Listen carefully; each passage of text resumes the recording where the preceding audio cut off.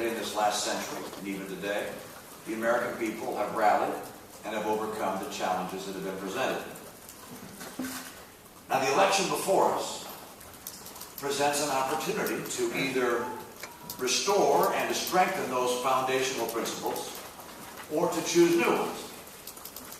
In my view, the election of 2012 is a deciding election for the course of America over this century.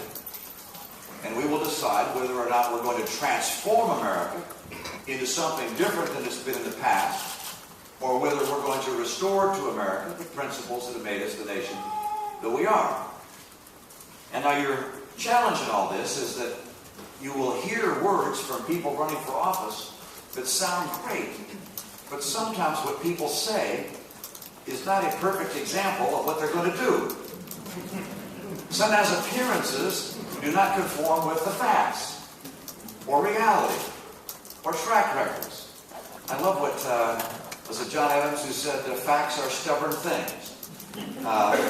Words are easily malleable, but facts, they're stubborn.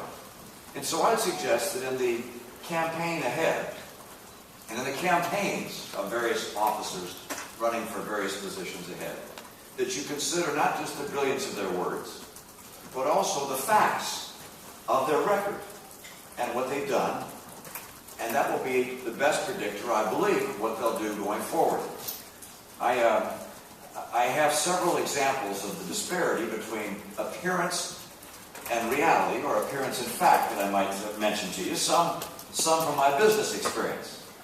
I remember when we had someone come to my office, as you may have known, in my prior work I was both in the business of helping start businesses, known as venture capital, as well as in the business of acquiring businesses and trying to make them better.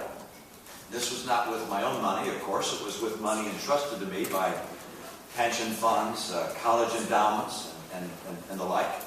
And on one occasion, someone came in. His name was Tom Stenberg. He had the idea for a store that would sell office supplies at a discount. He said that office supplies were sold at a huge markup, and that he would have a big store that sold office supplies cheap. And with that concept in mind, we went to various experts and asked their opinion as to whether this was a good investment opportunity. Not one of them said yes. Everyone said it was a bad idea. And the reason, they said, was that in the world of business, the trend has been away from individuals having to run out and manage various aspects of the business on their own, and instead having more convenience and being able to focus on the mission of the business. So the idea of people having to leave their offices to go buy office supplies, as opposed to just having someone come deliver it from a big warehouse, that wasn't a good idea. This superstore idea wouldn't work. And that was the appearance. In part because the sense was that there wasn't enough savings to be had. People didn't buy that many supplies per person. Well, then we went out to get the facts. We sent a team of our colleagues out to go talk to businesses in the environment around what would be the first store. And they told us how much they purchased annually per person in office supplies. As I recall, it was about $1,500 a year in office supplies.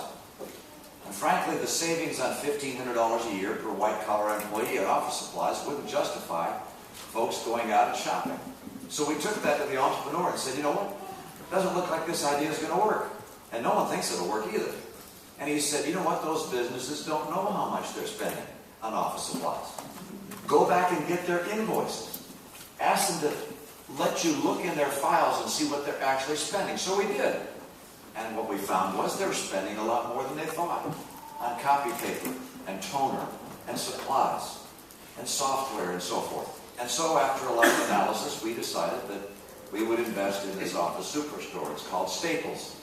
It now employs many tens of thousands, I think 90,000 people on a worldwide basis. Appearances do not always equal reality.